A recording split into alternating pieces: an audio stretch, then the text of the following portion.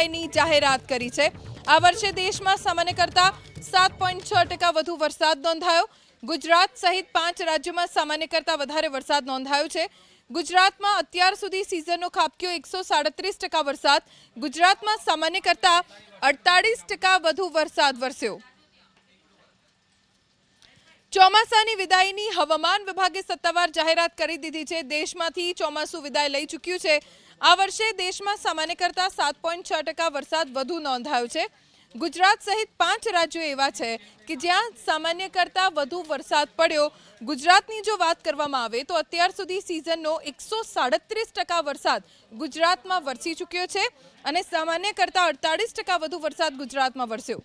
ચોમાસાની વિદાયની હવામાન વિભાગે સત્તાવાર જાહેરાત કરી દીધી છે। દેશમાંથી ચોમાસું વિદાય લઈ ચૂક્યું છે।